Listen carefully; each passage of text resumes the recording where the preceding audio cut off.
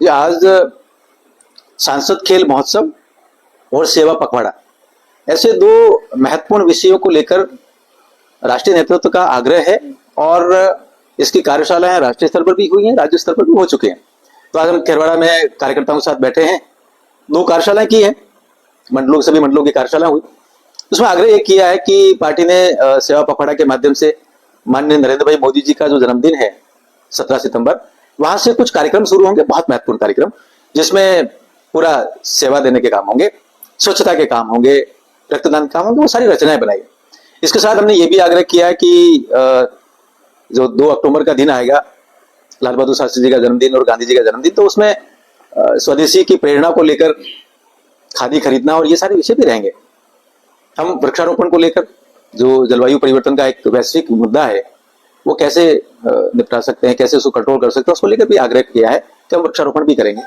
लेकिन हमने आग्रह ये भी किया है कि राष्ट्र में बहुत बड़े बदलाव हो रहे हैं और बदलावों की तरफ भी हम ग्रासरूट पर चर्चा करें और ये बदलाव राष्ट्र निर्माण के हैं, विकसित भारत बनाने की है, ये भी बात रही है।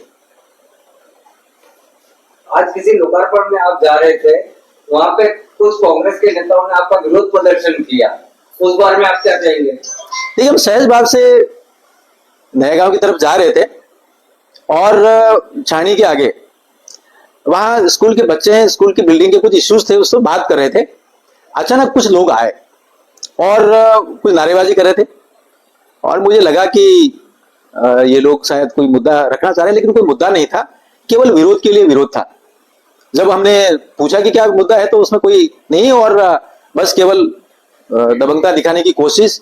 मुझे लगा कि ये पूरा हताशा है और निराशा है। थोड़ा एक चेहरा उसमें ध्यान में आया तो मुझे ऐसा ध्यान आया कि उसने आदिवासी संस्कृति को छोड़ दिया है और ईसाईयत की तरफ जैसे 2-3 पीढ़ी से वो है वो परिवार।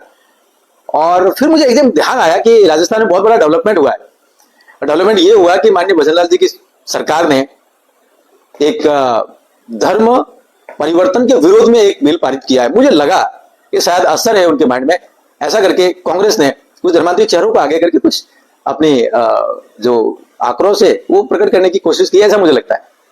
कांग्रेस ये कह रही है कि जो उन्होंने जो विकास के कार्य किए हैं उसका श्रेय आप लोग लेने पे लगे हुए हैं। कांग्रेस के तो बहुत बड़े पाप हैं इस देश में और हमने राष्ट्रीय नेतृत्व में और पूरा अध्ययन अध्यापन के माध्यम से ये ध्यान में आया है कि कांग्रेस के द्वारा इस देश में जो तुष्टीकरण की राजनीति चलाई उसकी वजह से संस्कृति का संहार हुआ, कानून व्यवस्था भंग हुई, कश्मीर की समस्या नासूर बन गई।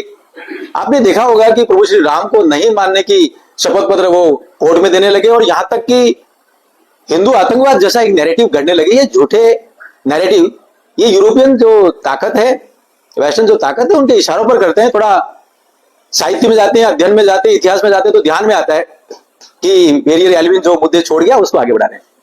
ये जो आज एक वीडियो वायरल हो रहा है उसके अंदर उसको देख के क्या आप ये कह सकते हैं कि ईसाइयों का प्रेरित विरोध था या कांग्रेस के विरोध प्रदर्शन किया? देखिए, कांग्रेस ने हमेशा तुष्टीकरण की राजनीति की है और कांग्रेस को ये महापाप जाता है कि पादरी वेरियर एल्विन की जो रचनाएं थी, चाहे वो एंथ्रोपोलॉजी को लेकर हो, चाहे जनजाति के विकास को लेकर हो, एक बहुत खराब शब्द काम में पादरी वेरियर एल्विन लिया करता था कि जनजाति का विकास अभ्यारण्य अजायब घर सिद्धांत पर होना चाहिए।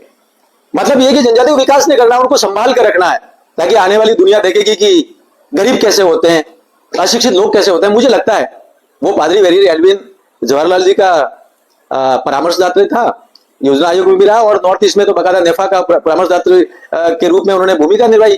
तो उस नैरेटिव से कांग्रेस बाहर नहीं निकल पाई है।